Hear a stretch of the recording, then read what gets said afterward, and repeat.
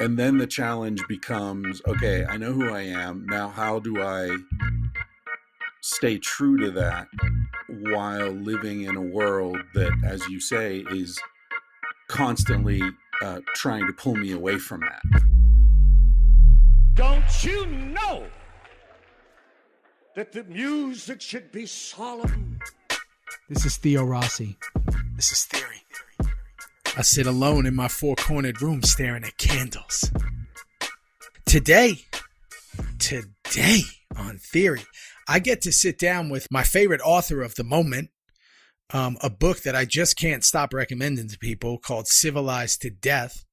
His name is Dr. Christopher Ryan, and he's so much more than that. He co-authored another book that's absolutely amazing called Sex at Dawn, and then also has a podcast called Tangentially Speaking. I knew all about him because he's been on Rogan a bunch, and I just needed to speak with him, especially now. And since then, we've spoken a lot offline, and he's been extremely helpful for me on this journey with Theory. So without further ado, let's go sit down with my fellow human, Dr. Christopher Ryan.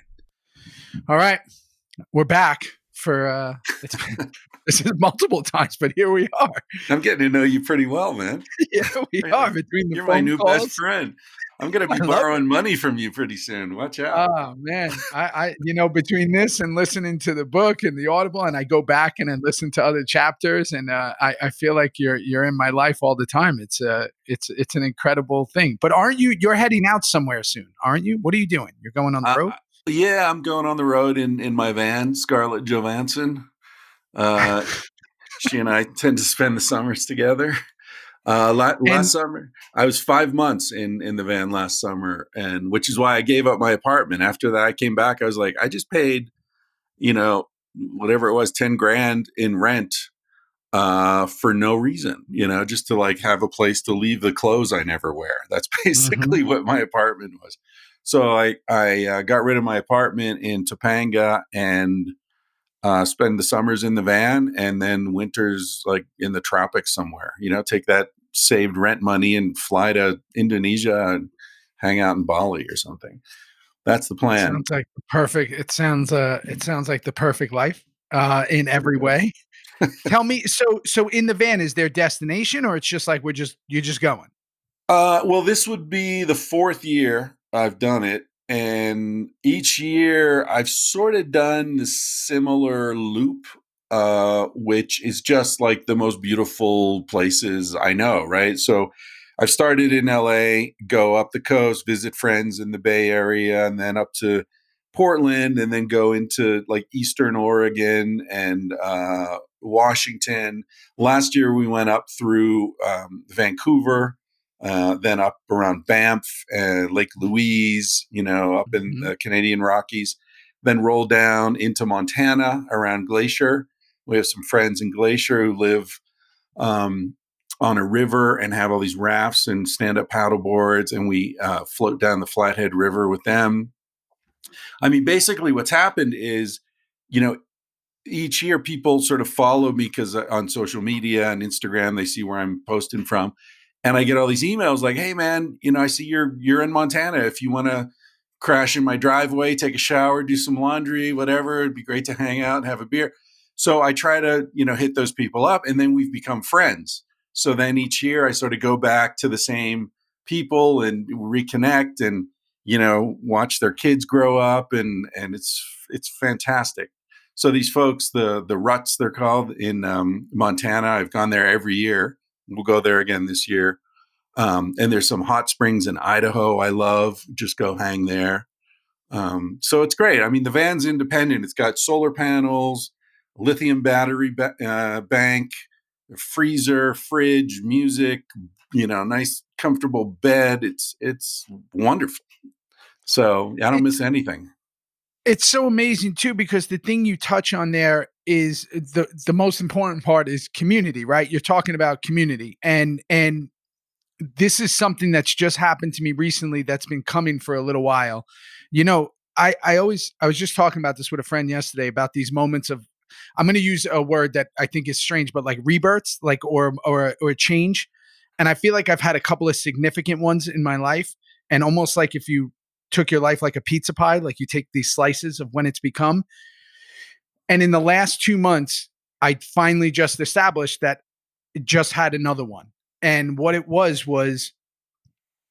I can't believe how separated I've been from community, like of that,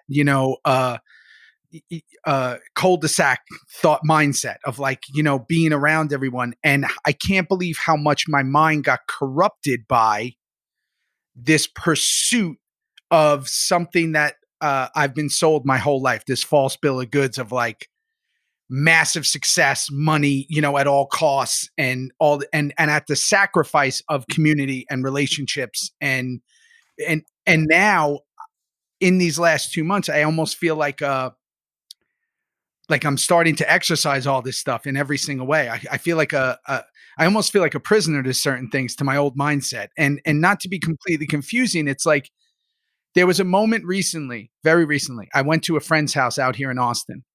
First time I'd been there.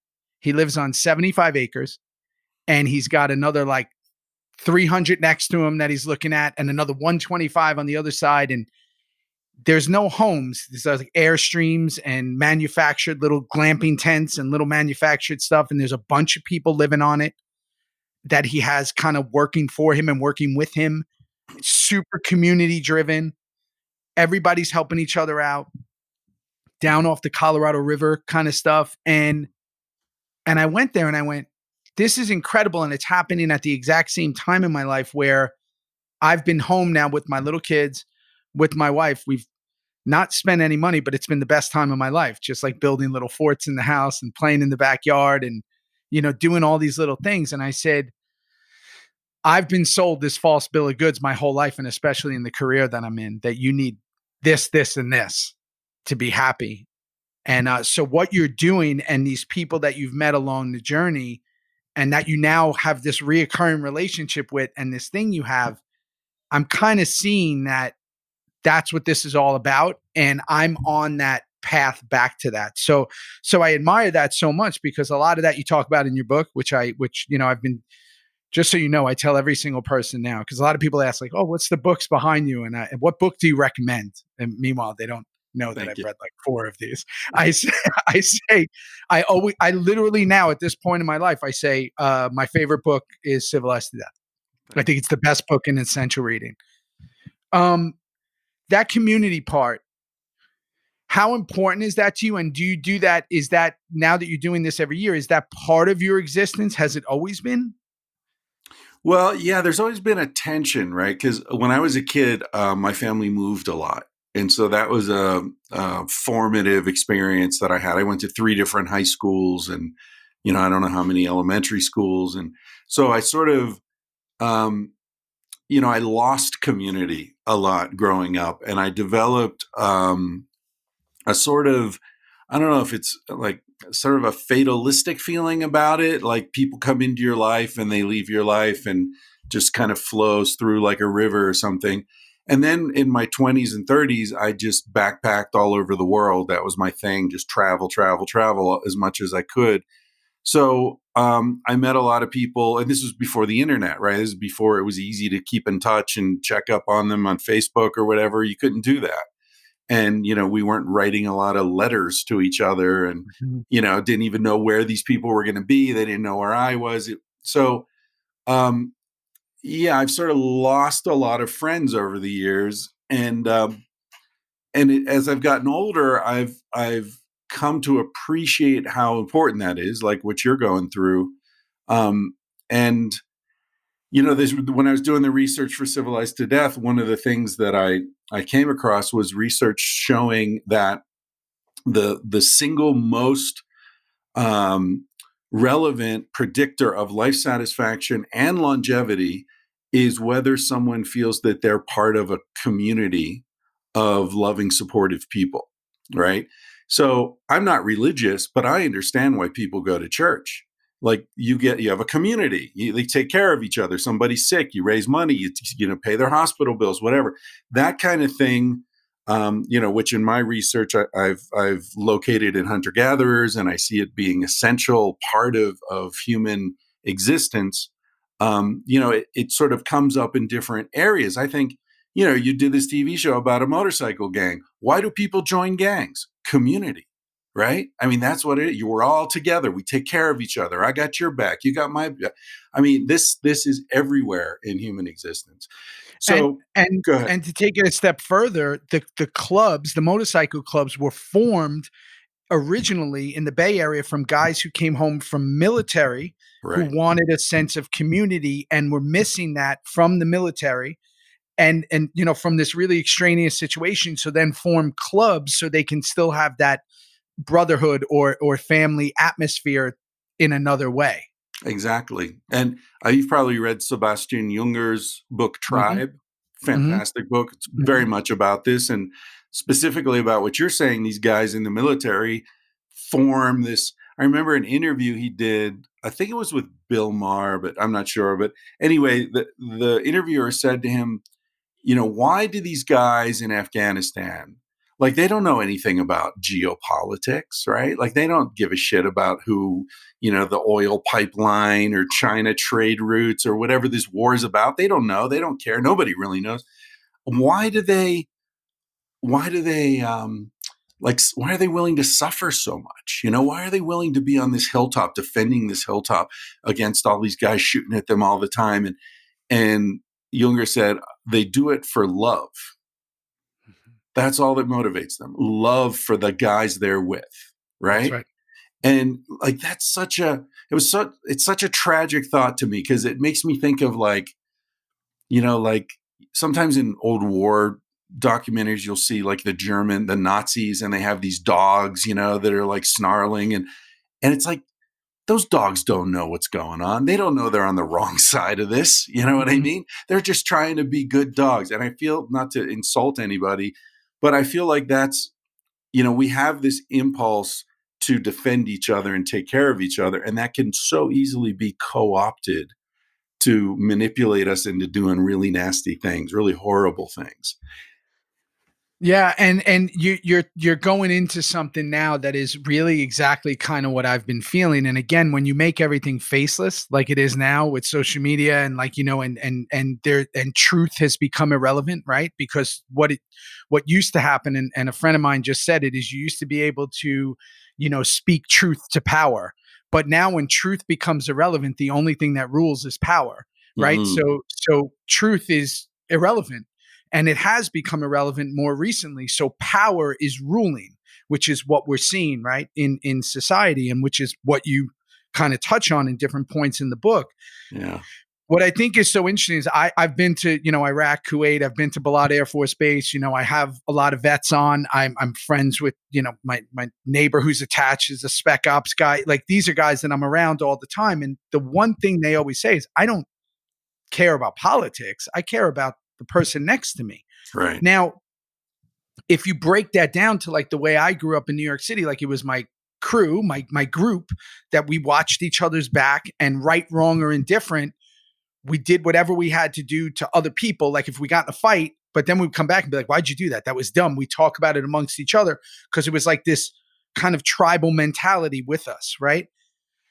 I feel like for me, and I can only speak from my personal, existence, is I've lost that completely. And it's just the way I don't want to say it's my fault, but it's just the way society is set up, coupled with my job, coupled with moving around a lot.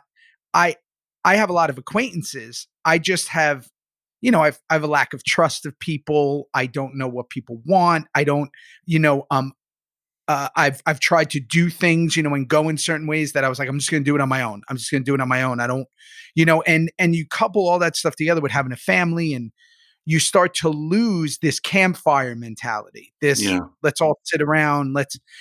So one of the things, and not to, I don't want to, I know you talk about the book a lot, but for me, it's just relating it to today's society. Is I think that's why there's so much animosity right now, is we don't really talk to each other. You can put anybody in front of me that might have different beliefs, if you say that, because I'm one of those people that, this sounds really crazy, I don't have a strong belief in anything. I'll listen to anyone. I can understand why people do things, unless it's like you're really truly hurting someone, or you're hurt. For me, it's like animals. If you're truly like torturing animals, I have a problem with you. If you're doing bad things to people or children or whatever, I have a problem with you.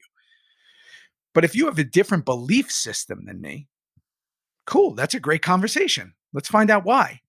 And we've kind of shut that off because community living and community thought processes become so far away. So for you, you've kind of freed yourself up. You say as you get older, a lot of that, did that come from the researching and doing the books and what your job is, like, as an author and study of psychology and do that? Did it come from that? Or just as you've always been like that? Like pursuing community, pursuing the truth in a way, or finding yourself in a way? Yeah, that's a really complicated question. It's interesting to think about. I feel like I've always, I had my mom and my sister on my podcast last week. And I'm up on my podcast. I've got like I just posted episode 420. Actually, I was thinking 420. I should have had like a weed dude on, right? Yeah. So I've done a lot of podcasts, and to talk to my sister and my mom in that way is interesting because you're talking to them, you sort of stepping back and talking to them as just people, right? Like talking to my little sister as a woman, a 54-year-old woman, was really interesting. Anyway, to get to your question, I said to her, like, okay, I'm looking at your life and I can see now, thinking about you as a little girl and the way you dealt with things, I can see how you got where you are now. I can see the indications of it. Did you feel that way about me? And she's like, oh, fuck yeah, of course. I knew you'd be some weird ass writer, Wow. making people rethink things. So I've always been kind of ornery, and I'm going to do it my own way. So there's that, like whatever's true for me, that's, I don't care what the society says. My first intellectual passion was American Indians. And I would like come home from school. I'm talking like 9, 10, 11 years old. I'd come home from school, take off all my clothes, put on my loincloth. And I just wore a loincloth until I had to get in normal clothes for school the next day. And I said to my mom, like, did you ever worry that I was crazy? And she was like, well, we thought you were unusual. so there was some continuity there. But as far as community goes, I think, I think that my trajectory was probably similar to yours in some ways, where, in my 20s and 30s, I was very much independent and doing my own thing and following my own path. And then I started sort of circling back around, and now I feel more compelled to, there's like a community is formed around me, right? Which is really nice because the people who want to hang out with me are my kind of people. And I'm sure, and you're going to get this, like you're forming a community right now by having a podcast. You're creating. I see it already. Yeah. The podcast is the campfire, right? Mm-hmm. And people are drawn to your fire because of the kind of person you are, the kind of people you invite on your show, the kinds of questions you're asking. So this community that you're missing is you're going to start to see it coalesce around you. And it's the best experience I've had in my life, really. Yeah. And for me, it's like, like I've had I'll give you an example. Like I've had the same best friend, brother, whatever you want to call him, his closest person to me in my life since I was like 8 or 9. Right. But he now lives in New York and I live in Austin. So the only conversations we have are via phone and the occasional seeing each other. Right. Even though we're involved in all these things together. My family's in New York, same in LA and all over. Right. The thing is, everybody's so spaced out that, the calls you get is like someone passed away, or it's just not the way. There wasn't that the community sense like what I was used to when I grew up, where everybody lived right next to each other and there was a certain protection. I think for me, what I've felt that there were many times in my life that I stepped out of the matrix where I was like, wait a second, this is completely wrong. I'm not doing this. This is what they're telling me to do. I'm not doing this. I'm not falling for that. Right. And a big one for me was like the false bill of goods of like, you need to do this, rise and grind. You need to get up and you need to work 80 million hours a week. And it's about the Rolex and the private jets and this and that. And if you don't have that, you're kind of nothing. Right. And I fell for that growing up in New York because that's all I saw. I was like, oh, if you have money, you're happy. Right. And then you kind of realize that that's not necessarily true. Right. So I recently was talking to that friend, my best friend, who's, been going through a hard time. And I said, let me ask you a question. Go through our lives, 30 something years. What were the best times? Did they cost anything? And he's like, no. I said, you understand the problem here? The problem here is that they cost nothing. So when you talk about, the loincloth and always being curious and Native American and American Indian and going, always trying to figure something out. What I feel for me, since I was same age, 8 or 9, I've been trying to figure out so many big, huge questions that people don't want to talk about. Why am I here? What is this point? And when other people hear that, they're like, why don't you just enjoy your life? I said, no. And like you, I would get ornery and because I want to figure it out so bad. So with your book, you talk about a lot of the stuff that it helped me so much. What helped me so much was that it answered a lot of the questions of, if you look at the big picture, I don't want to paint it as dire. I don't want to be one of those people, but we're kind of caught in this hamster wheel of madness, right? And I had a moment the other night, and not to totally jump topic, where I literally told my wife, I got out of the shower and I said, hey, listen, if I die tomorrow, because I don't have time to, do this in the will or whatever, just put me in either, burn me or literally put me in a wood box or one of those mushroom suits. Like, don't do that whole shit. I don't want to be embalmed. I don't want to do any of that. And she's like, well, people are going to want to. I said, no, don't do that. It's fucking ridiculous. And I have those moments all the time. It seems like with you and every interview I've seen with you and whatever, you're pretty truthful in who you are. You know who you are. Your journey with yourself, which is the most interesting part to me.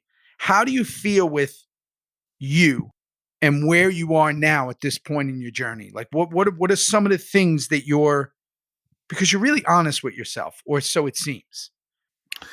That's man, you ask good questions. When I published Sex at Dawn 10 years ago, and my best buddy, who I've known since I was 15, he taught me to drink beer and smoke weed. I got him laid the first time. Like, we go way back, right? His first girlfriend was my girlfriend, and so it was all predestined, right? Like, yeah. But with me and her, it was kind of casual. We were like friends with benefits, and then she met him, and they hung out, and they kind of fell in love with each other. And so it was like, I was 16 at the time, and it was just like one of those moments where I was like, okay, the cool thing to do here is to step back and wish them the best. But man, it's hard, when you're 16. But anyway, so I when the book came out, he read it and he said, I really love this book, but has it occurred to you that this book is kind of autobiographical, that this book is explaining something that you already knew? And he's right. And I feel like Civilized to Death is the same thing. So I wouldn't say that I necessarily have learned a lot about myself in writing the books. But I feel like I learned those things earlier. I look at my life as like my 20s and 30s was like this huge inhalation. Like, I was just learning, people were giving me, there's so much generosity because, I was this guy with no money, hitchhiking around, backpacking, people taking me into their homes, feeding me, older people giving me good advice and being patient with me and kind with me. And, just like all this energy was coming into me. And then somewhere around 40, early 40s, I felt like then I started exhaling. And so the books are like a way of giving back. And the podcast, I also feel, is a giving back. Because, this community we're talking about, it's not just for me. It's that when I do these van trips, I don't know if I can do it this year, but the last 3 years I would have get-togethers. So I would say like, okay, I'm going to be in Spokane at this brew pub, on Thursday the 12th at 8 p.m. Come on down. And the idea was not just like, oh, people get to kiss my ass and tell me how much they love my podcast, that they get to meet each other, right? Because the people who listen to this podcast are the same types of people. They're smart, Right. they're open-minded, they're curious. They're probably pretty sexual because, I'm the creepy old Uncle Chris, So they meet each other, and it's so cool, dude, because I remember, last year I did one in Boulder, and I had done them 2 years previously at the same place in Boulder. And these people show up, couples show up, yeah, we met each other 2 years ago at this thing, and they're still together, Wow. I mean, so that's what I love is this kind of you're young, people water you, they nourish you, and then you get older and you get to give that energy back. Mm-hmm. There's this couple staying with us right now who are just cruising around in a van, and we're in touch on Instagram, and they seem cool, and we're like, hey, you should stop by, do your laundry, whatever. They've been here 2 weeks. Right. And it's just and we had this conversation where they're like, oh, come on, man, you're paying for our food and we're using your shower. And I'm like, you don't understand. I took so much out of that bank when I was young. I'm putting money back in that bank now. This isn't really about you because I know you're going to do this. And so there's this flow that happens that I think is, if you're lucky enough to sort of live through those different phases, it's really beautiful. I didn't understand when I was young why older people loved helping me out so much. And now I do, right? Now that I get to help them out. And it's so beautiful, and it's also quite uncommon. You know what I mean? The thing is that everything you're saying is basically what has gone on for millennia, right? People have the ancestors, the older one, have helped down, and once you got out of your dumbness, you would kind of figure out, and then they would show you the way. And we celebrated, like we said, older cultures, and we celebrated because they had been through it and they had learned. And we all know, right, when we look back at ourselves in our 20s, it's unrecognizable myself when I was 24. I can think about that guy and I go, wow, and I try to never, ever have regret, but that guy he was the dummy who thought he knew everything. Right. Now I'm a dummy who kind of might know a few things, but what I think is so interesting is the world. And when I say the world, I mean, what's forced down our throat every day tells you different.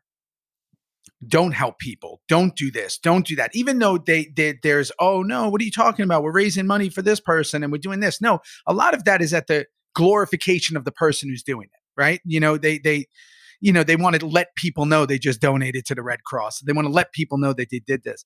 I was talking to a friend recently and I said, man, I'm living out here in Austin. I said, I love how I'm, kind of away from all the madness of LA and New York, which I've lived in both of those for a long time.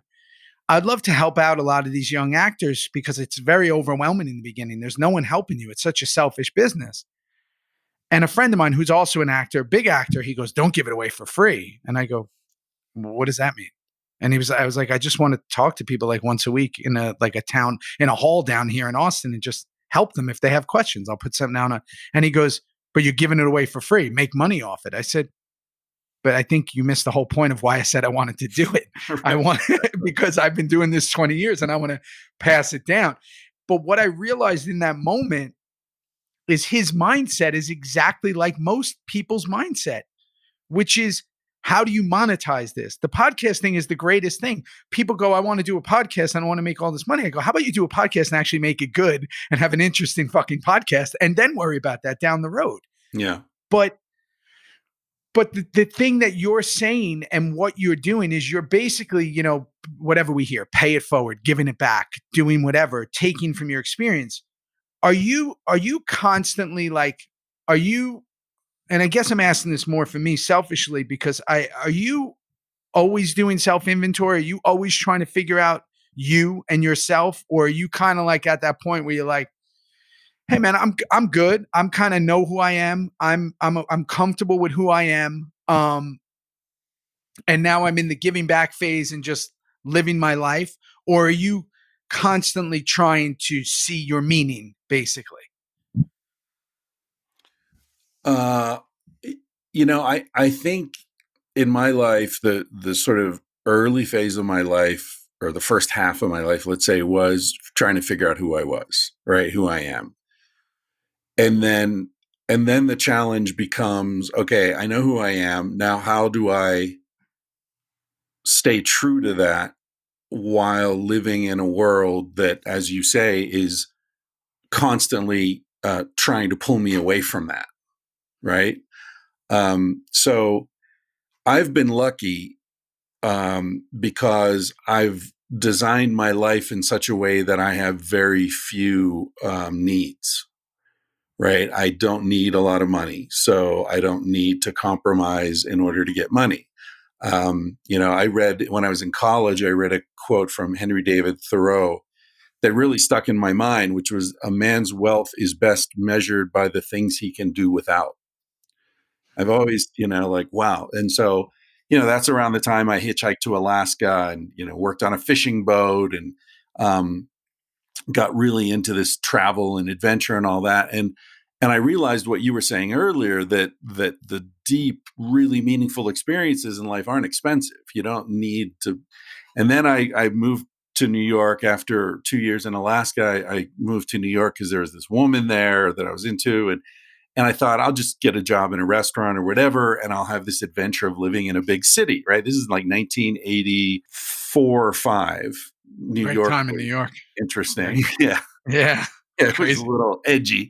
Yeah. So I was working in this restaurant for a couple of weeks, this Italian restaurant on the Upper West Side. And one night this dude was there eating by himself.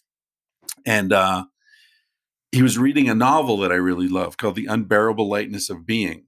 Mhm. And I said something about the novel, and he was like, "Yeah." And we started chatting, and it was late. He's like, "You want to like have some wine with me?" I was like, "Yeah, it's late, whatever." So I sat down. We're talking.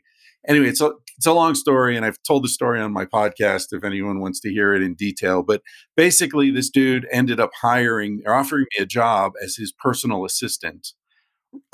His family owned 3 buildings in the Diamond District, West Mhm. Yeah. 47th, between 5th and Yeah. 6th. So, like 3 months after I get to New York, I'm working in the Diamond District. I'm managing commercial real estate, like high rises in Midtown Manhattan. My degree is in literature. My only You work know nothing experience, about it. You know nothing. nothing. Like Right.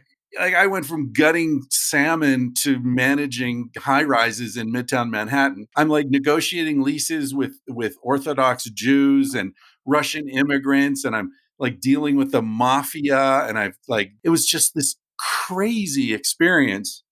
And anyway, I like he gave me an apartment because I was living in Spanish Harlem. I was 106 and Lex in 1984. You know what that was like. Mhm. And one day he was driving. He used to give me rides home when we worked late. He had a stretch Mercedes limo, tinted glass, white driver, the whole thing. Yeah. And he's dropping me off, and there's like a barrel fire in front of my building. And, I'm the only white dude for like 10 blocks in any direction. And one night he's dropping me off, and he's like, "Dude, you're going to die up here. This is crazy."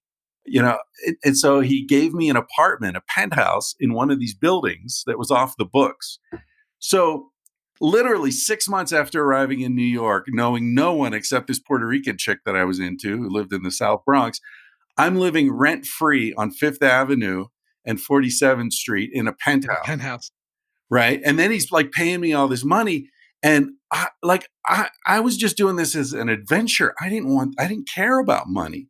But suddenly I'm making like 100 grand. I'm living rent free. It's 1985, 86. Wow. Everything's going nuts in the city. Wall Street's going crazy. Yeah.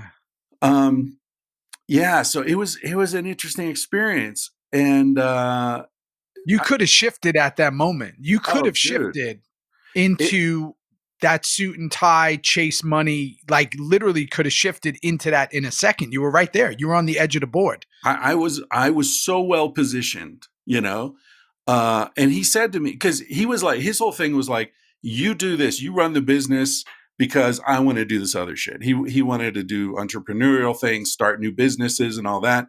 But his family owned these buildings, so he needed someone to run the buildings.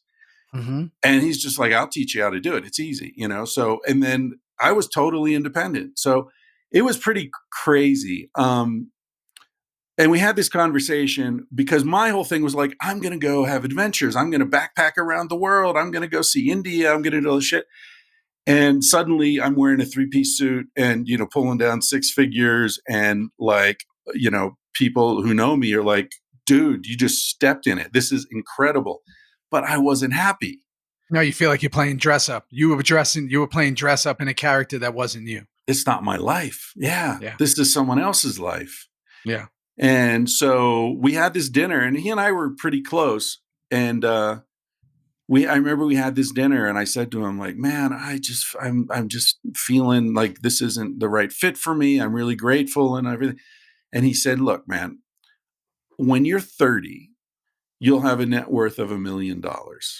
I guarantee it. And if you don't, I'll write you a check for the difference. We can write this up and have it notarized. Like, you stay here till you're 30, and then you can go travel and do your thing. You can, take my jet. You can go stay at the, Ritz-Carlton in New Delhi. And I was just like, this guy doesn't get it. I don't want to stay at the fucking Ritz-Carlton, I want to be in a bus. I want to like have the discomfort. I want to be on the ground.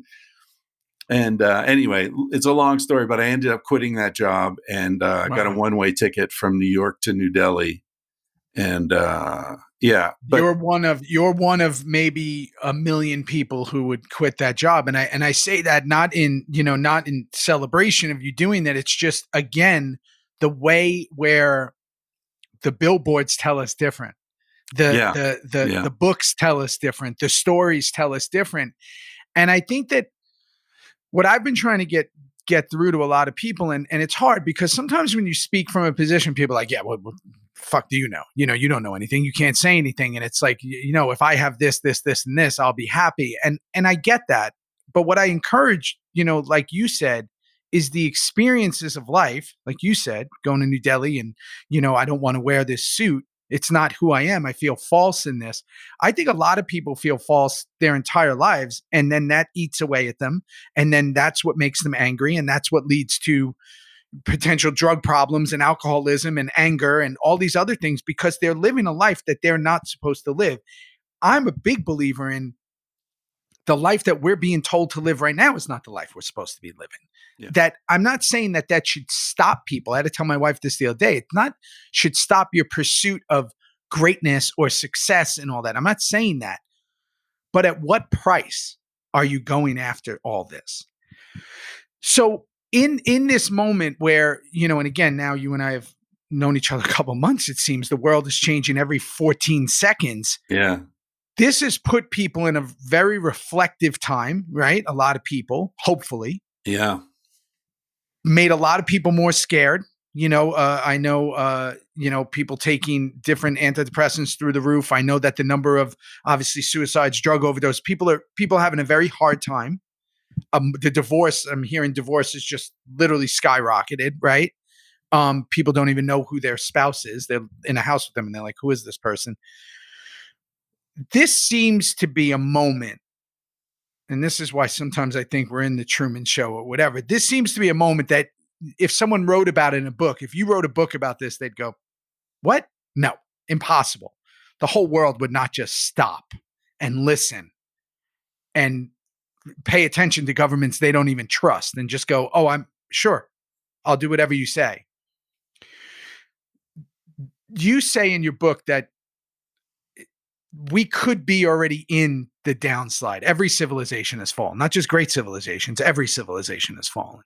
And again, not to go into the dark part of this, because I know people get weird about it. And then I don't want to make anybody panic. But when you look at everything, the climate, the situation, the selfishness, the lack of trust, does it feel like at this moment where either we can go one way or the other? I know that's kind of course you can always go one way or the other, but do you feel like it's really more important than ever right now as a society, as a people in a global sense?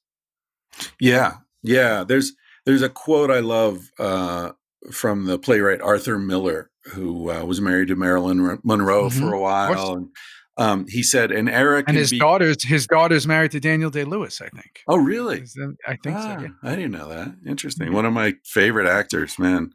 Love that guy. He actually was in the film adaptation of The Unbearable Lightness of Being, the book I mentioned. You know that. Yeah. Anyway, he Arthur Miller said an era can be considered over when its basic illusions have been exhausted. Mm. And I feel like we are in a moment where the basic illusions of Western civilization are exhausted, right?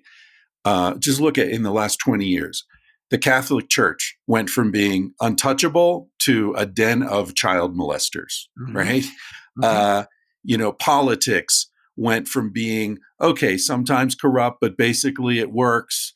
And they have our best interests at heart, to just totally corrupt. They don't give a shit. They're all looking out for themselves.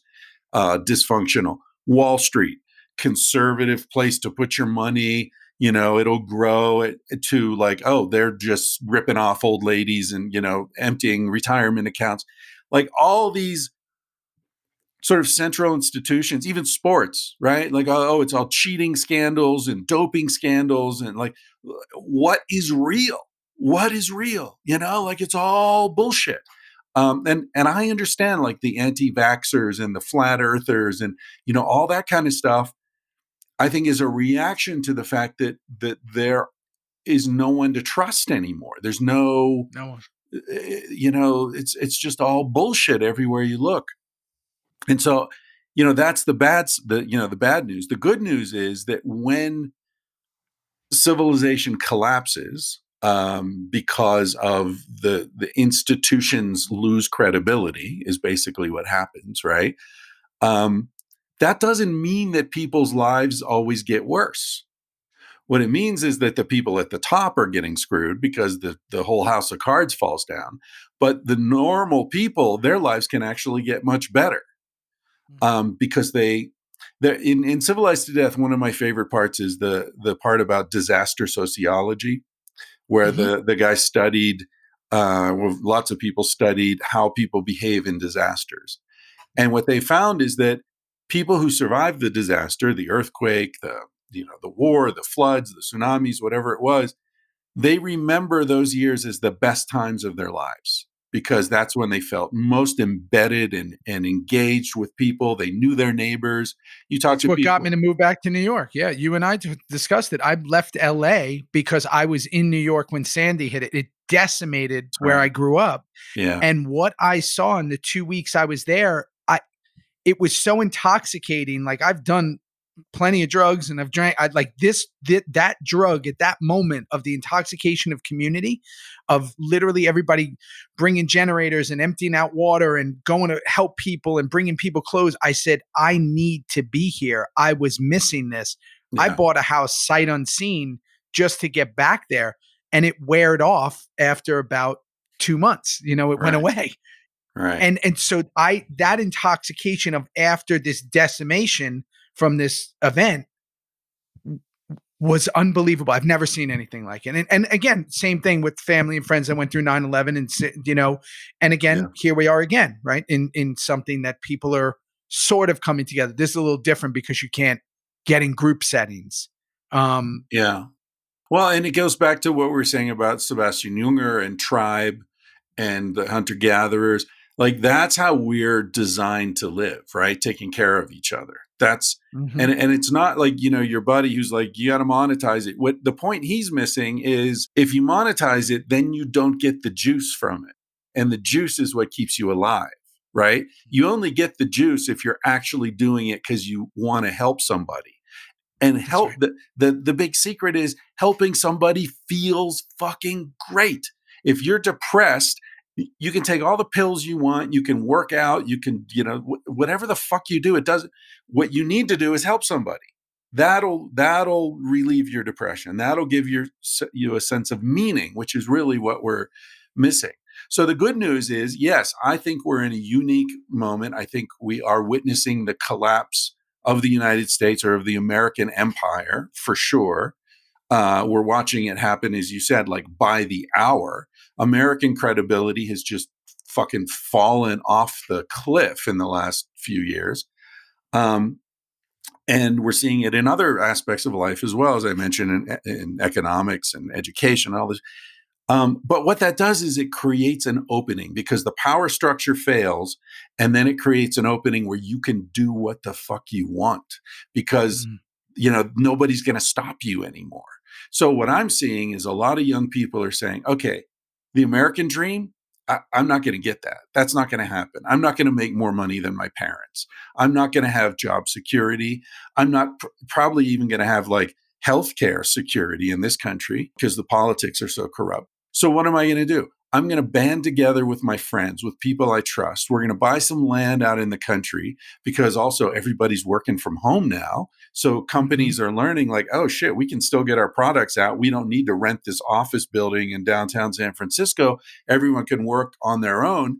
It's revolutionizing the economy, and it's revolutionizing, I think, how people are looking at social arrangements. So one of the things that I'm doing right now, I'm in this little rural area of Colorado, bought some land out here. It's really cheap. And I'm telling all my friends like, hey, get in here. Before I start talking about this place publicly, come check it out, because we can all take care of each other, right? That's right.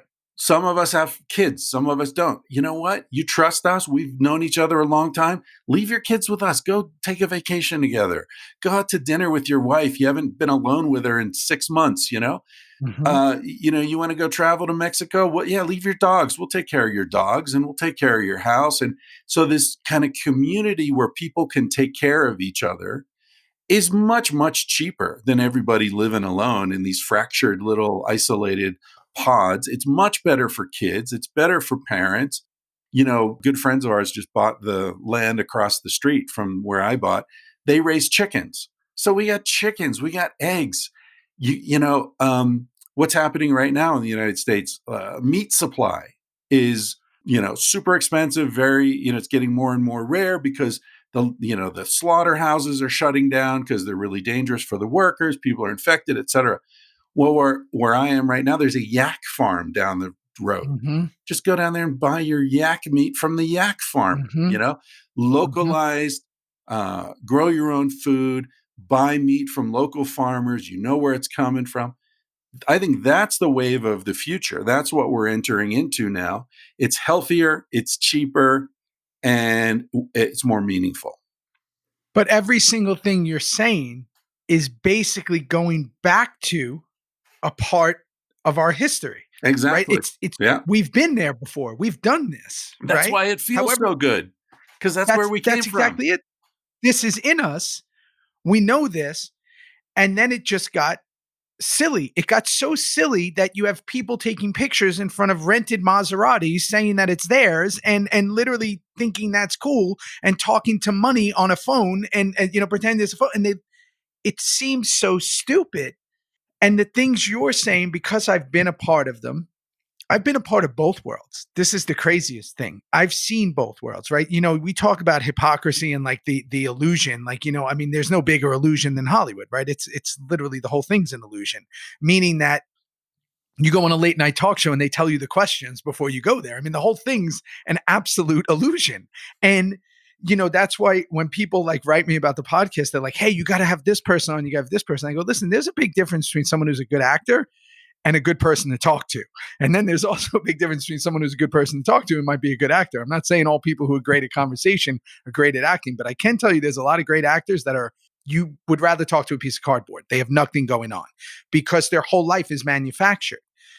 Now, the things you're speaking about is the same exact thing we're thinking about here, right? And we're seeing people do, like I said, my buddy with the 75 acres and having people around. And there's literally people throwing on their board shorts and throwing on their flip-flops and, jumping on their little RV thing and going down to the river and sitting there. And, they might, smoke a joint, or they're having a drink and they're literally jumping on a little kayak or stand-up paddleboard. And then there's a bunch of chickens, like they said, and they're growing their own vegetables.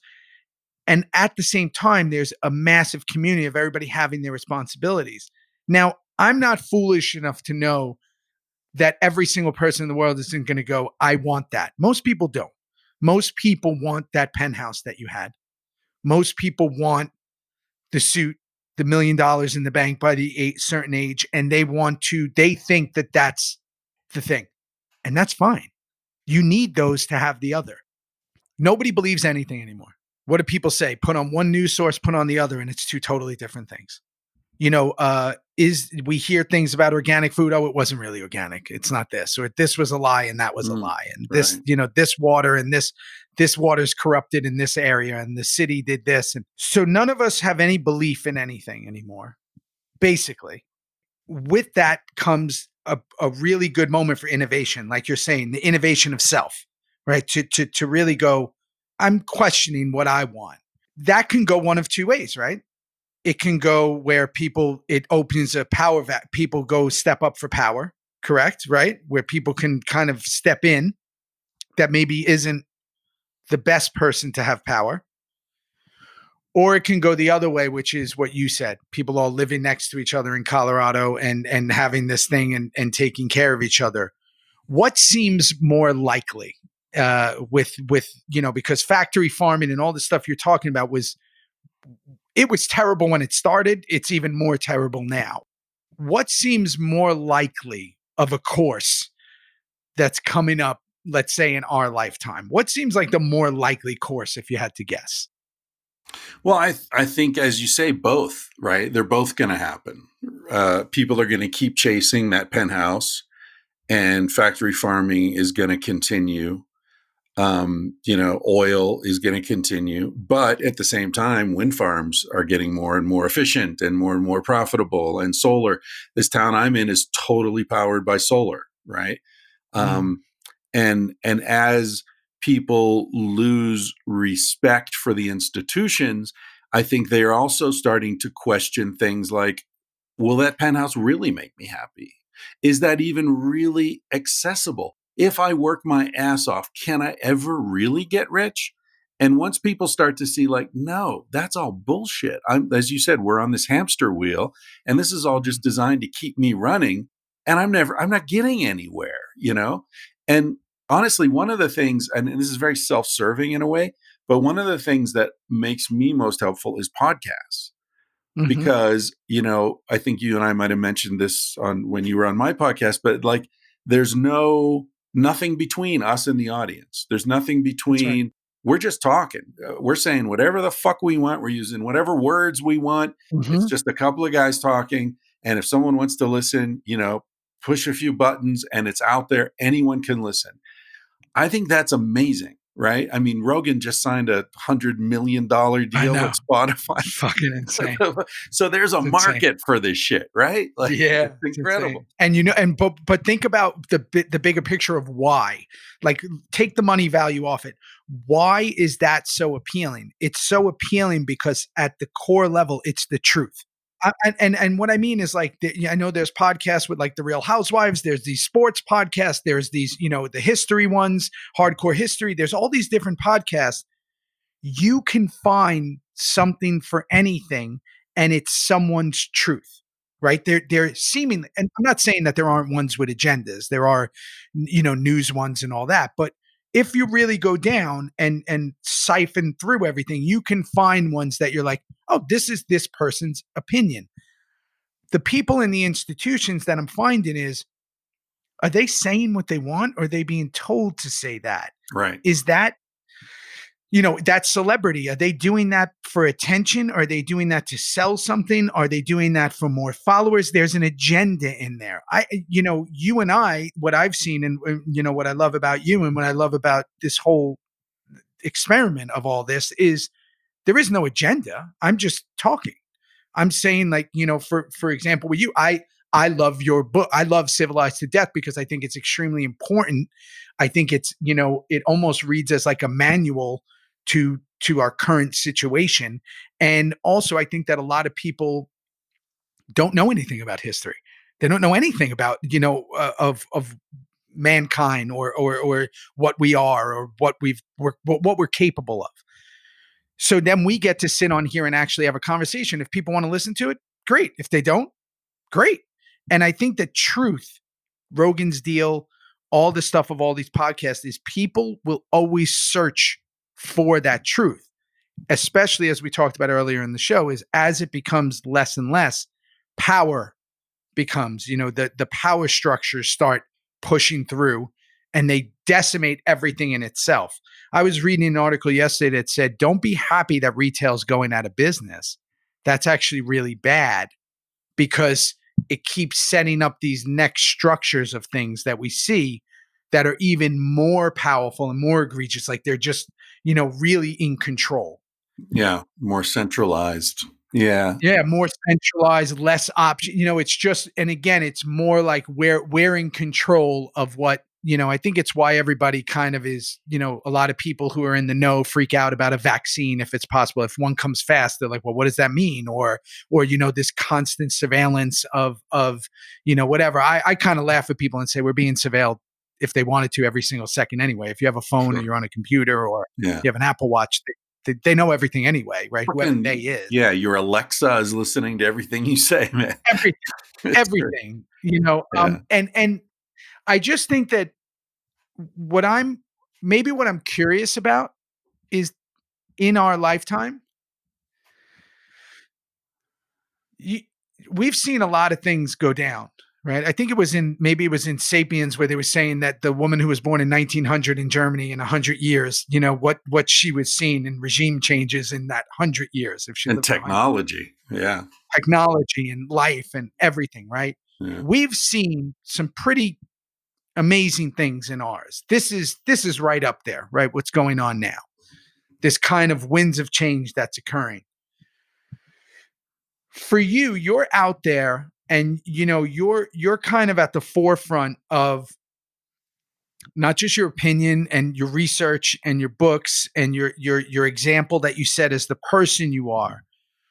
Do you think that what you're seeing, the people who, because you deal with so many people, whether it just be fans or you're talking to people or people that you've kind of come in this community sense, do you feel like a lot of people are getting hip to the game? Or like, do you feel like a lot of people's eyes are opening more?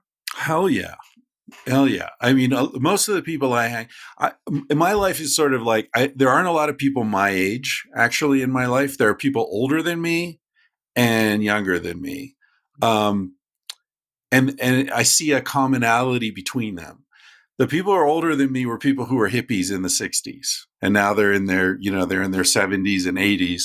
Some of my best friends are 10, 20 years older than me because they grew up in a time where you questioned, right? You questioned everything. You did things yourself. I mean, people were, back to the land movement in the 60s and, sort of questioned the what do they call it? The mainstream, question the man and all that kind of stuff. Yeah. And now it's happening again, right? Like a lot of these people in their 20s that I hang out with, they're like, they're ethically non-monogamous, which nobody was talking about that 20 years ago, right? It's very common now among people in their 20s. They're cruising around in vans. They're, looking for a way to make a living that's meaningful, and money's not that important because they're keeping less their religious. expenses low. There's not a religious thing. Exactly. Yeah. Yep. They're skeptical about everything and they're thinking for themselves. And, as I said before, part of that is just because the American dream is no longer available. As George Carlin said, the American dream, you have to be asleep to believe it. It's not going to happen. So if it's not going to happen, then they're stepping back and saying, okay, what am I going to do with my life? How am I going to live this? I'm not going to do what my parents did. I'm not going to do what the church tells me to do, or, this bullshit ambition. So I feel like, people are really questioning, do I really want to have kids? I don't want to have kids just because that's what people do. I want to have kids because I'm intentionally want to have kids. And if I don't, then it's cool not to have kids. I'll take care of my friends' kids, gay rights has been a huge thing. I think that, the sort of normalization of same-sex relationships has really taken a lot of pressure off straight people. Like, wow, two guys can live together and never have kids and be really happy. Why can't we do that?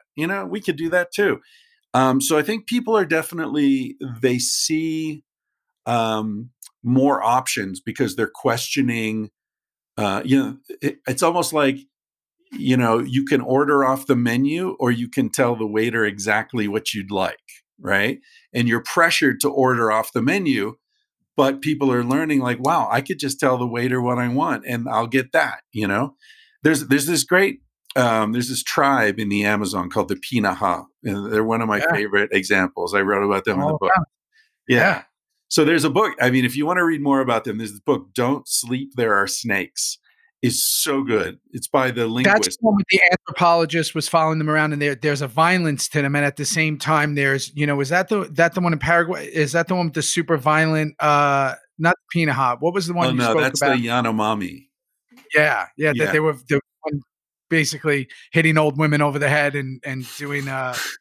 But yet at the same time, we're super like laughable and had all this other stuff. Yeah, well, the hitting, I mean, that whole thing is like how they deal with death is interesting, right? Yeah, but the Pinaha, what I was going to say about them that I love is, and it relates to the skepticism we're talking about, right? Like they really don't think in the distant past or the distant future. It's not that they're incapable of it; they're just not interested. So this guy, Daniel Everett, who went to live with them, and he's a linguist and learned their language. When he first got there, he was a missionary. And so he's trying to tell them about Jesus, right?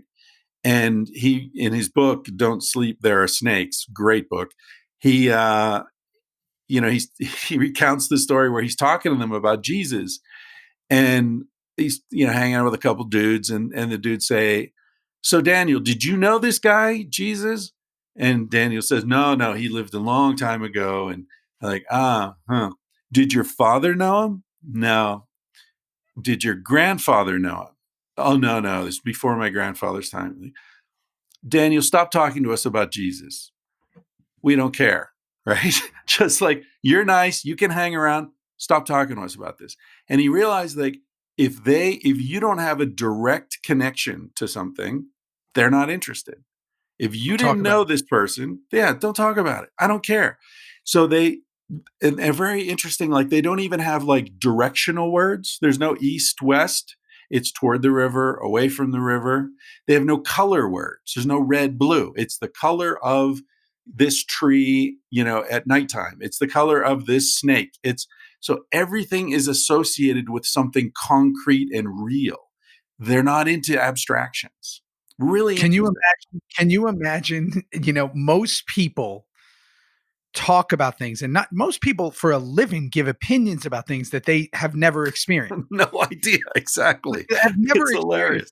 Like a priest giving sex advice. Like, dude, what are you doing? It's the strangest thing in the world. How can and again, I come from my mom is probably one of the most religious people on the planet. I think she goes to church 4 times a week, and you could have sprained your ankle and she'd be like, you should pray on it. I'm like, no, I just should probably get an ankle brace. But she, again, everything has to do with that. That's her blind faith into it. And again, I don't knock that. Whatever works for you. Whatever works for you, I am all for it. But my whole thing that I've always found so interesting in that is that people are sitting there giving opinions and talking about things that they've never been a part of, right? I know we talk, people have mentioned this with MMA, with like, let's say UFC, like you got guys judging fights who've never fought, right? You got guys who are, judging and criticizing movies who've never made one, or act, this is kind of the role that people play. And then especially a big giant topic is people who are armchair politicians. Everybody's an armchair politician. They're constantly giving their opinion, and it engulfs their life. I've watched people that I know. I don't know if they ever go to the bathroom because they seem to tweet 300 times a day about the political situation. Yeah. And they really feel like that tweet is like changing the world, right? And they're so into it. And I'm sure that it's driving their blood pressure and doing this and doing that. And at the same time, I think it's so interesting because they're not really giving any time to themselves or their experience as a person or whatever, but they're so concerned with this people that don't even know who they are. They've never met. They've never worked in politics. They've never done whatever. I think that if what they're doing in that tribe if that was somehow given to the entire world, Yeah. oh my Yeah. God, Social that media would be would collapse. but everything would collapse. Like people would just collapse in general. That would basically be like saying, there's no critics of books. Unless you're an author or unless you've written books, you can write about another person's book. But again, it's just from your perspective of what you know about writing books. Yeah. It's truly a funny time right now because I've watched, for me, and I'm always a purveyor of, I love watching humans and I love watching how they act. And, sometimes I think we're closer to chimps than bonobos because, we're not as peaceful, we're a little more in the violent sense or the anger sense. It's amazing what we'll distract ourselves from to not live our life. We will Well, distract, yeah, it is. And if you think like every religion asks you to focus your attention, right? Be quiet, pray, meditate, pray toward Mecca, go to church, contemplate. Like they're all, I'm a critic of many religions or many aspects of religion, but I think one thing that they all get right is they all try to create a sense of peace, quiet, focus, be here now, And I don't know if you've heard of a guy named Tristan Harris, really interesting dude. He went to Stanford. I think he had a double degree in computer science and philosophy. And then he was the in-house ethicist at Google for years. And then he quit that and he's written some books and I think he does a podcast. But basically he explains that like technology is not neutral. People say technology is a tool. You can use it for good or bad or whatever. No. Technology, especially what we're talking about, social media, is designed to attract and hold your attention because that economy, it's an attention economy. The way they make money is by holding people's attention. So the little dot that comes up on Twitter that tells you you've got a message, the color, the size, the amount of delay from when you hit the button till it refreshes, all this stuff is designed by engineers and psychologists to hold your attention. So what you were just saying, like, all this stuff is distracting us from our lives. It's not just the bullshit, the random bullshit. It's the technology we interact with is actually designed. It's a parasite of attention. And all we have is attention. That's what our lives are. It's what you pay attention to. That's what your life will have been, right? What did you really pay attention to? And I'm afraid so many people growing up now who grow up in that world of social media, Twitter, and all that shit, like you and I grew up before this shit. Our brains formed before there was Instagram, That's right. There's reality and there's Instagram. For a lot of people, there's just Instagram. They haven't, their brains formed in this environment. It's very difficult for them. We were talking about sleep or sensory deprivation tanks. I think I told you I have a buddy in Austin who owns a place. It amazes me how uncomfortable people get in there. Yeah, my wife lasted 12 minutes and said, I'll never do that again. And I went in on the first time and did 45 minutes and I couldn't get enough of it. I was obsessed with it in a way because I was like, oh my God, it's me. It's just me. And again, I do think that has a lot to say about something. Now, it's really interesting that you bring that up because that has to do with a lot of things that we do, drugs, alcohol, right? Things, the way they affect us, right? And like I can't smoke weed anymore for some reason. Now I say that just me saying that gives it power. I do enough CBD to kill a small village, but I can't do the THC part anymore. Now, the only reason being is the last few times I've tried, I feel like I'm watching myself in a movie. I'm out of body and I get super paranoid and I freak out. And instead of embracing it and maybe going into it, I shy away and it makes me, super paranoid. Yeah. I think with sensory deprivation, what you're saying is you and I lived in two worlds. We lived in pre-World Wide Web, post-World Wide Web. We know that there were times you would sit outside and just collect roly-polies and like go through the dirt, and like hours could pass by. That's what you were doing. You were out. You were in. Now, of course, there were major problems in the world. I think when a lot of people go, "Oh, the good old days" and all that, they're really doing it an injustice, because there were some really shitty things going on in the world at that time. I'm saying from a child perspective, before your brain's fully developed at 26, 27, whatever, we lived in a world where dreaming and creating was part of our daily existence.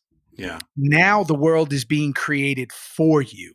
I have a 4 and a 2-year-old, and they jump on the iPad, or they put on Disney Plus, or they go whatever, and they're seeing Moana and what's on, whatever's created for them. Their mind doesn't get to create. Yeah. It's created for them. I think that those sensory deprivations scare the shit out of people. Because just like what we're in right now, the shelter in place, you got to be with you. Yeah. People don't like doing that. They keep busy. Yeah. That's and I mean, that's missing the point, right? Because like, you are all you got. That's it. You're gonna die, alone. We all do. It's tragic. And that's where religion gets it right. Like you're saying, where religion gets it right, where yoga, whatever you're saying, meditation, whatever gets it right, is it says, hey, stop. Yeah. Go somewhere. Sit. Think. Self-inventory. Reflect. What do you want? What are you doing? What are you here for? What's the point? What do you want tomorrow? What do you want in 10 minutes? What do you want in 5 minutes? You're asking yourself and figuring it out. I think that most people are pinballing off life. Just pinballing. They don't, oh, this didn't work. And that, but they didn't even give it a minute. They move, they change. I'm doing this, I'm doing that. And I see it in the business I'm in. I'll run into the same actor 5 times in 1 year. And, one time I run into them, they're addicted to Peloton. One time it's Brazilian Jiu-Jitsu. One time they're collecting rare coins. One time it's like, dude, what? I don't even know what you're doing anymore. What is going on? But what is the commonality is the search. Yeah. They're searching at all times. I don't knock the search, but at one point you have to sit with yourself. Well, there's a difference between search and distraction, right? Like if you're actually searching, then you want silence. It's like if you're hunting, you don't make a lot of noise when you're hunting. That's counterproductive, right? If you're actually hunting for something, you're actually searching, then you sit quietly and you wait and you observe, right? So I'm with you. I think searching is great. I don't trust people who claim to have found the answer. There's this line, honor those who seek the truth, but flee from those who claim to have found it. I find that somebody's got the answer. Like, I don't trust them. I like people who are looking for the answer, but not when they found it. Yeah, the ones who claim the absolute, I'm so weary of that. When people are like, no, this is the way it is. I'm like, but it's not. Like, you know what I mean? There's always another way, and that's why one of the things that always drove me nuts growing up, when someone goes, hey man, this is just the way it's done. And I go, no, not necessarily. You're saying that's the way it's done because that's the only way you know. And I think that open-mindedness, which I hope with the youngsters, the ones in the 20s, the ones that are on the precipice of kind of coming into more of a control position, of humanity, is I'm hoping that open-mindedness kind of translates into other things, like you said, into all that. So I do think that that's a positive sense of things. But I do know that, like you sitting there with that penthouse apartment, is that people get pushed to the edge of that plank and it's very easily corrupted. It's easy because sometimes it's hard to be just. Sometimes it's harder to be a good person than it is to be a bad person when you think about it. It is. And the reason I say that, the only reason I say that is if you want to scorch the earth with anger, that's almost like a drug. It gets you hyped up. It triggers things in your body, whatever. To be a good person means that it's not all about you. You have to make it about other people, because what you said earlier is doing good things feels good. So while it might be easier in the sense of actually we know what the payoff is, people have to get out of their own way. They have to go in that sleep deprivation tank. They have to take that time themselves. That's where, when I say it's harder to flip that switch. And I'm just curious for everyone, because I know what I'm doing. I know what you're doing. I know the people that, I surround myself with, what they're doing, where they're going. It's the other ones that cause the destruction, which I go, there's a part of me that goes, will they ever wake up? But again, it's not my problem if they don't. I just have to keep doing my thing. But on a grand scale, like you say in the book, and on a grand scale of humanity and society, and there are some nefarious characters in charge of that. Yeah. Yeah, I don't know, the fate of the world. That's beyond my pay grade. But sometimes I feel like it's like dealing with trolls online, just don't feed the trolls. Like if we all just were like, you know what, fuck you guys in Washington, D.C., we're just going to take care of each other, and if we just sort of disengage, like, I don't understand why there isn't a national strike in this country. Why everyone just doesn't say, you know what, fuck you guys. You're giving all the money to the corporations. We're not going to work next week. None of us. Or why? Fear. Yeah, I know. But the thing is, when you got nothing to lose, what's the line? Freedom's another word for nothing left to lose, right? People are having less and less to lose. And you're going to get to a point where people are graduating from college 40, 50 grand in debt. That's new. There's no reason for that. This is the richest country that's ever existed on the face of the earth. And you got to go 50 grand into debt to get a BA, and you need the BA to get a job. That's a scam. That's bullshit. I was one of them and used my college degree to do nothing that I did. And I came out, $50-something thousand in debt, and literally only because they were offering it to me. All I had to do was go down to the Bursar office and sign for it. And I went, oh yeah, super easy. And then you got that hook in your cheek, right? And they got you. So it's all, I mean, what would happen if everybody who owed money on student debts just said, no, not going to pay it. Come, I got nothing. You want to collect? Come collect. What do I got? Nothing. We got to get to that point where people are saying, fuck it, no more. And I think we're close to that point. I agree. And then, but the other thing is, and like I have a lot of friends that are, not a lot, but people who are consumers, heavy duty consumers, right? Because of a lot of the culture that I grew up in, they're heavy duty consumers. Love the big watches, the cars, the whole thing, right? I'm watching a lot of them in this situation of what's going on.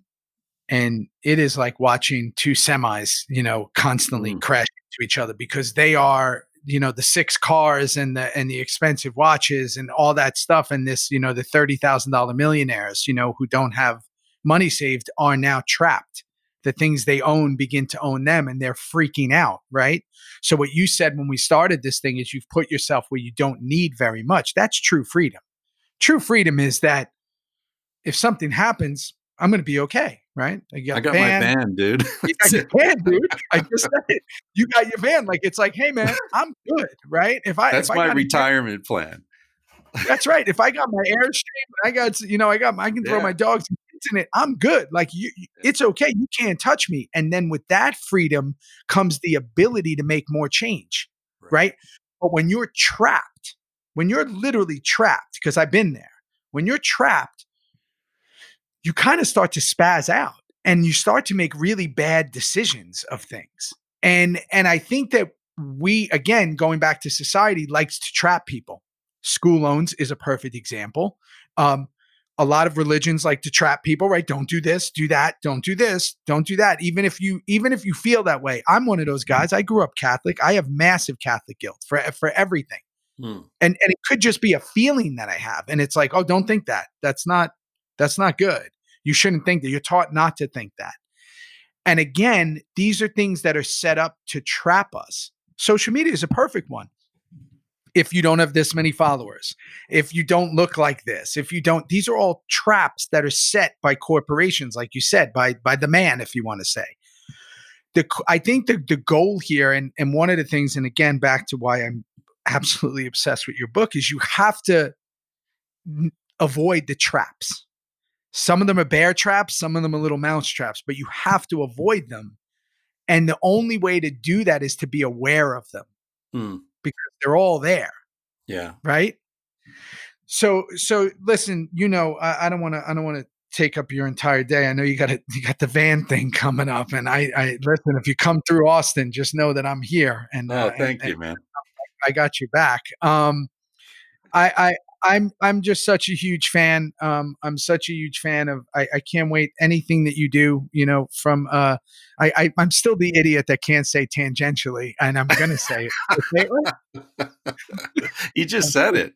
That was perfect. I'm so stupid. And obviously Sex at Dawn and Civilized to Death and anything else. I just celebrate you in general as a person and everything. And well, thank you, man. Thank you. I mean, the best thing about writing books and doing a podcast is I get to meet people like you. Honestly, it's wonderful.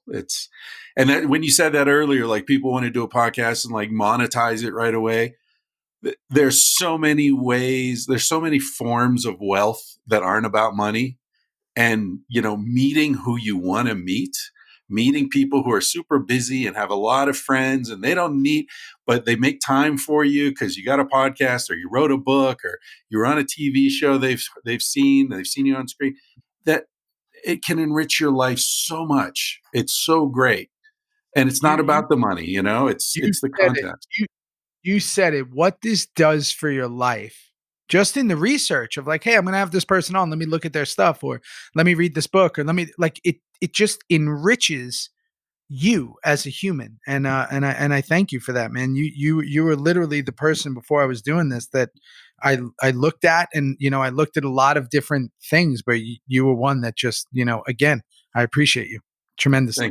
Thank you. All right. So we're going to release this together. So if anyone who's listening to this wants to hear more from Theo, come listen to my podcast.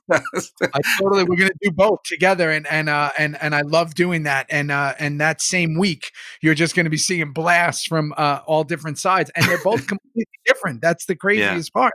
That's why these are so cool, because it's two totally different sides of this. So listen, you got a place to stop in Austin, and going to keep doing this probably multiple times. All right. I hope so. Dr. Christopher Ryan in the Theory House. I really enjoy him. I really enjoyed speaking with him. We speak offline a lot. He's just a really good dude. I've learned a lot from him as I started this, journey into the podcasting world. So, I'm going to always give it up for him. And like I say, Civilized to Death is like a must read or a must listen, however you consume your books nowadays. The listen is pretty great because he narrates it, but especially right now, especially in these times. So get out there and get it, feed it into your brain. You know the deal. You know what it is. Get to Apple Podcasts, subscribe, rate, review. Add those episodes in that you want Tiggy Tiggs and I to talk about on the next hashtag Reaper Reviews, the $R coming up at the end of every month with some special guests we're talking about coming on. And then, Spotify, go follow everywhere where you consume and eat your podcasts, where you digest them. Google Podcast, whoever else. I don't know anybody. Everybody probably has one. Whatever app you're using. And more importantly, thank you so much for all kind of jumping on this journey with me and kind of holding hands through it. It's been an incredible experience, and we're just getting going. I mean, it really has. The response has been amazing. I'm so glad you guys are enjoying it, because I really am. I really am. And we have so much more to come, and we have such cool stuff coming up. And thank you. I appreciate you. I appreciate you greatly. And as always, be easy on yourself. And yeah, this shit is over in a blink. So let's try to enjoy it.